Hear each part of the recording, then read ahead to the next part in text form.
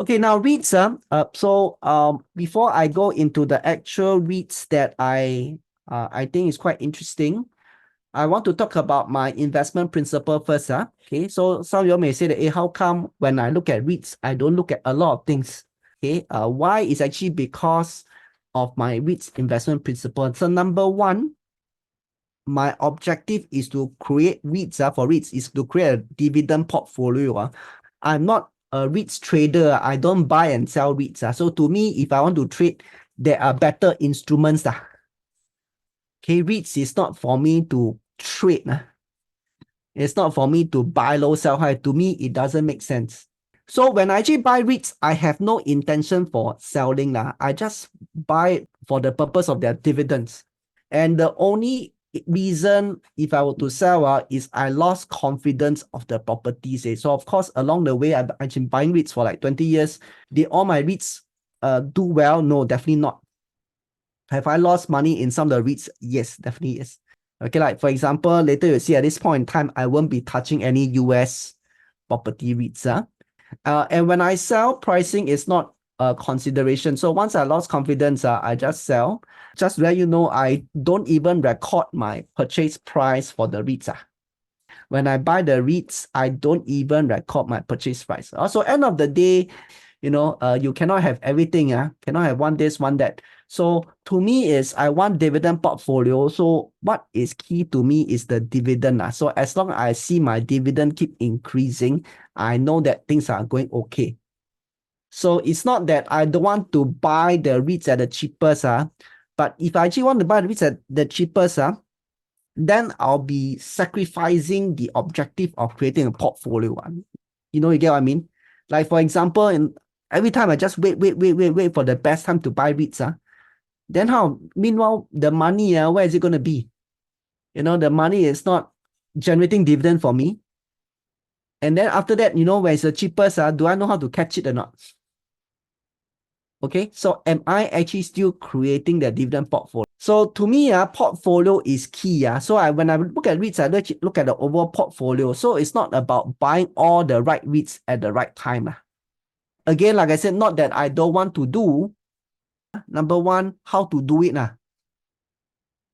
What is the magic to do it? Are you always able to buy all the right REITs at the right time? And number two, even if you know how to do this, if you do this, then are you still creating a dividend portfolio? So that's my point here. Like for my REITs portfolio, I'll just do dollar cost averaging. Every month I just buy. So the main way I mitigate the risk is actually through diversification. Diversification. So diversification got good and bad. The good is if let's say something happen, most of the time it's just a small portion of your portfolio. Okay, the bad is when something happen, usually your portfolio will get hit because you got everything. Okay, but it actually works for me. So I use diversification. Okay, so it's about growing my portfolio, growing my dividends. Then I will actually track dividend rather than profit. So this is my REITs investment principle. So with this principle, right?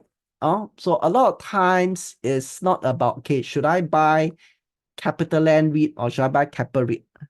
Or which is better? Okay, no, I'll just buy both. So that is the difference. If let's say I'm someone who always want to look for the best REIT by the right time, then maybe I only own 3 REITs. Okay, then I make sure these 3 REITs are really the best.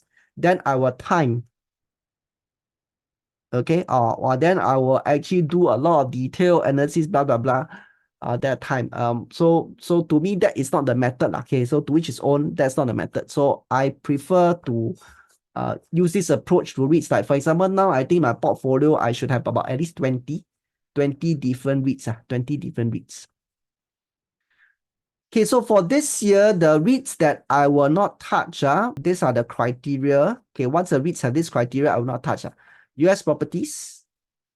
Okay, I think for obvious reasons, so somehow the US citizens, they work from home until very short or don't want to go back to office. Singaporeans are very different. So once can go back to office, all go back office. So I'm actually quite particular on dividend. If less than 5%, then I might as well go to buy things like T-bills. given that now their yield is actually quite high. So for REITs, must at least be 5%. I thought not meaningful. So these two are the same. So gearing ratio more than 40% out. Interest cover less than 3. So these two are quite standard. So this is the REITs criteria for me this year. So with that, I have 25 REITs still meet the criteria. Okay, so there's still 39 REITs. So with that, I eliminated about 13 REITs already. Doesn't mean that whatever eliminated is no good to each its own. Okay, some still may have US properties, but not predominantly.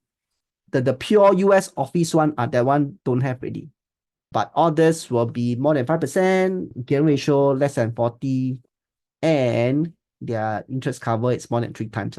So these are the REITs whereby they have office retail or industrial office, mixed property types. So these are the industrial ones. These are the hotels, okay, office and retail. Okay, so these are the ones that meet. Okay, so for this year, the REITs I prefer. So this is my, usually at the beginning of the year, I just do one exercise. I just eliminate all the REITs that I won't touch. Then after that, I have a preference list. So out of these 25, how do I rank them? My preference is, of course, based on business. I'm actually quite bullish on these 3 sectors: Singapore commercial, data center, and hospitality. Hotel. I'm actually going to show you the reason why very soon. And I only go for REITs whereby the net property income grow over the past 1 year. Okay, so not all the REITs are actually their NPI grow over past 1 year, even though they are on the COVID recovery. But because of interest rates, some actually got hit. Okay, but now I do see some of the REITs even with higher interest rates, okay, they're still able to grow the income. So these are the ones that I prefer the most. So why these 3 sectors? Okay, let's start with Singapore commercial first. Okay, now based on reports, if you just go and Google Singapore market outlook, not actually not very good. For 2025, it's not very good because there is new supply coming in.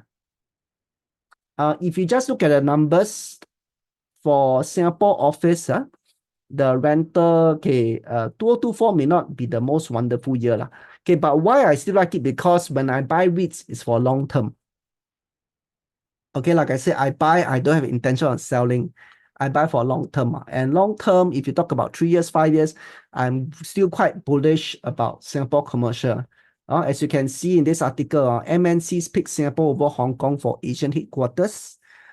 So now if let's say someone wants to, a European country, American country want to find an Asian headquarter, now Singapore is a natural choice compared to many other places. Okay, that's one. Okay, I don't know if you notice, now there's more family office here. I believe the offices in Singapore, even though there's more demand, even though there's more supply, I believe they can be taken up. Also, this is how I read Singapore commercial. For long term, 3 to 5 years, of course, this year, next year may not be exciting. I think long term, okay, there is good prospect. Okay, now, even though this year, next year may not be exciting, but it doesn't mean that, their rental will drop. No. So a lot of rental, they already secured in already. Later you'll see, I think occupancy about 97%. So they lock in already. So I don't foresee that their income will drop. No. Okay, may not grow in 2024, 2025. Okay, but then it doesn't mean that it will drop. Okay, then next is data center. This one, I think no need to explain more. We all talk about AI. Now everything is AI. To the point, I also don't know what is AI already. But we all know that AI is the next big thing. So AI, as you can see in this article, will positively impact data center operations. So basically, we should expect the demand for data center is actually quite good. Okay, the next is hospitality.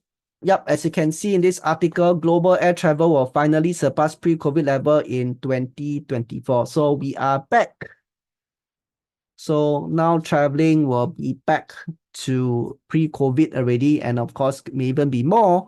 So I do expect the hotels to do well. Okay, so these are the 3 areas. And of course, with that, I have actually chosen 2 REITs for more detailed discussion.